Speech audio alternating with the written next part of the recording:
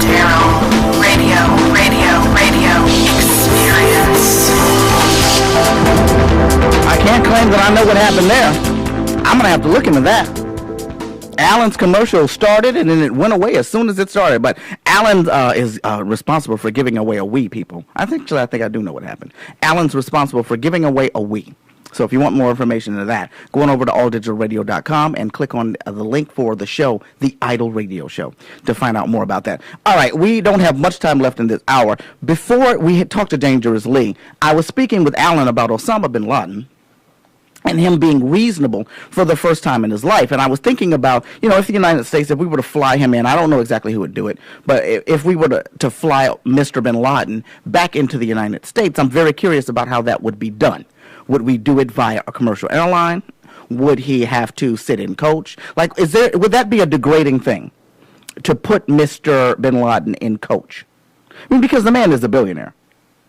Maybe what we can do is allow him to just come on his own. I don't know. I'm not exactly sure how we're going to do this. Is he going to charter a plane? I honestly do not know. But what I do know is that we've got to get him here. And I imagine that, booking him a flight on, say, United or American Airlines is going to be problematic in that I'm sure his name is on the no-fly list. And if he goes up to the he's going through the checking system, and he's going through the line. Would he wait in line or would he be ushered through? I'm really not sure, because we don't really want to be seen as giving him preferential treatment. But can you imagine what it would be like if you're waiting in line to get through the check and Osama Bin Laden is standing in front of you? I think I've experienced this on more than one occasion. I'm going to warn those who are listening. If you see Mr. Bin Laden at any location, if you're certain that it's Mr. Bin Laden, the one thing that you probably are not going to want to do is attempt to apprehend him, because that's most likely going to cause other problems. What if he just really went willingly? What if you attempted to make a citizen's arrest of Mr. Bin Laden and you said, I am a citizen of the United States of America, and I will be making a citizen's arrest on behalf of our nation. You, sir, are under a citizen's arrest. Please take a seat until the proper authorities get here. And let's just say he just sat down and waited. Would the person who made the citizen's arrest get the award or the reward for capturing Mr. Bin Laden? I mean, it's a good question. It's a question that we all might need to think about, because it could happen to us at any time. Because I'm probably not even going to experience this. Most likely he's going to charter his own plane if he comes here to the United States of America. But I'm certain he's on the no-fly list, and that's what prompts me to this spontaneous research. Hi, my name is Sushant, and how may I help you today with your reservation? Hi, did you say that your name was Shoshan? Yes, sir, it's Sushant. Oh, he's lying. He's so lying. Okay, that's fine. How are you today, sir? I'm fine, sir. Thank you very much for asking. How about you? I'm okay. I'm working with a client who wanted me. I book all of her reservations, but she recently had a baby, and she named the baby. You know how people come up with these weird names. She named the baby Osama Bin Laden, and I'm wondering if we make a flight reservation and he's listed as a passenger, if we're going to have to expect delays at the airport, being that I'm sure that Mr. Osama Bin Laden's name is right now on a no-fly list.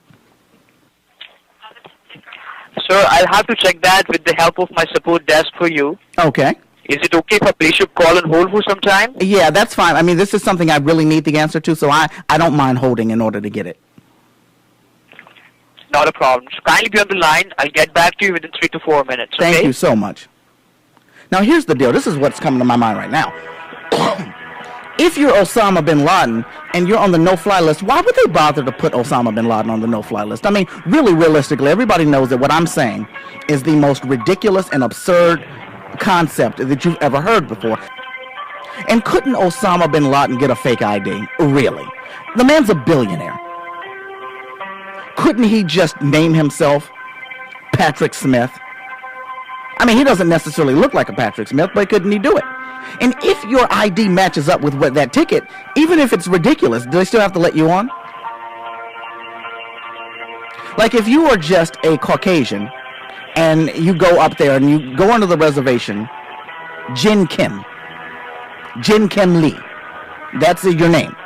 but you're just a Caucasian, and you have a matching identification. You've got a state identification to say that.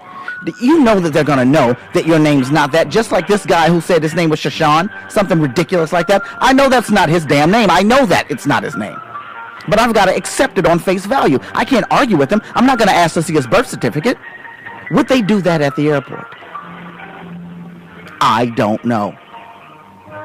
If a Chinese man showed up at the airports and his name was Jesus Rodriguez, but he's Chinese, are they going to stop him from boarding that flight if his ID matches, even though everyone looking at the ID knows that he's back? Okay, that's fine. Yes, what'd you find out? Well, sir, do you have the confirmation number with you right now? I haven't made the flight yet. That's the reason why I'm calling, because I'm very afraid to make the reservation when I'm thinking that Mr. Bin Laden might be detained at the airport, and he's just a child. No, sir, you don't have to worry, because could you please tell me what is the age of the child? He's 1. He's not 2 yet. 1 year old, right, sir? Yeah, that's correct. Not a problem. So what I request you is that once the reservation is made, you can either add the child of the name as an infant. I mean to say you'll have to add the name as an infant. Mm-hmm. If you're not able to do so, you can just make the reservation for your client and then give us a call to add the child's name as Osama Bin Laden. Okay. So this is not unusual. This is something that happens all the time. If the child would have been more than 2 years, it could have definitely caused a problem at the airport. Okay. But as the child is below 2 years, there won't be any problem. Now, what's going to happen? That can be done only at the... What's going to happen when he's 2 or 3? Is he going to start being detained at that point? Well, sir, that might cause a problem at the airport in the future for him. Yeah. Because... I mean, because Osama Bin Laden... Could be on the... Osama Bin Laden is on the no-fly list, right? Yes, sir. Wow. Okay, so as he gets a little bit older, we're going to have to just factor in that there's going to be problems for him at the airport. Now, is there any chance that if he's 4 or 5 years old that federal agents could detain him and take him into another room at the airport? Is that even a possibility that we're looking at? Well, so it all depends on the future. I cannot give you any assurance from my end right now about the future. Because he's going to be a child. He's not going to look like a dwarf or a midget or anything like that. I think that he'll clearly be shown as a child. So I'm just hoping that that could stop any potential arrests. Well, sir, until he's below 2 years, there won't be any problem. But once he's more than 2 years, there would definitely be a problem for him, either be at the airport or any other place. Every time he leaves to the airport, he needs to take some permission from the security at the airport. Wow. And there would be a thorough checkup for him at the airports. So they'll be waiting on him when he gets there, basically. Beg your pardon? I said they'll basically be waiting on him when he arrives. Yes, sir. That would be definitely happening at the airport. Wow. Okay, well, I'm going to have to look into this because I don't really want that. I don't want to see a 5-year-old being chased, through the airport with federal agents behind him. I just don't want that. So, thank you, sir. Yes, sir. Not a problem. So anything else that I may help you with today? I think that's all. I think that I'm going to have to talk with my client so that she doesn't name her children anything else, anything crazy like Sheikh Mullah or just any of these names, Saddam Hussein. These ideas of these people that are heroes to her, she's got to learn to not name her children that because the federal government's going to be chasing her around, Yes, sir. That is correct. Thank you so much. You've helped a lot. You're most welcome. Thank you for calling United. Take care. Bye-bye. Bye-bye. Well, I guess we got resolution. At least we got resolution because that's all I ever really want is resolution on issues. All right, people. Hour 1 of the most listened to radio program is done. We're late. We're going to take a break. We'll be back with a flashback. And then Jasmine Cashmere is slated to be here to tell us whether or not Jay-Z is the father of her child. The whole world is on pins and needles waiting on that one. You're listening to the most listened to radio program on Earth, the Darryl Radio Experience. We'll be right back.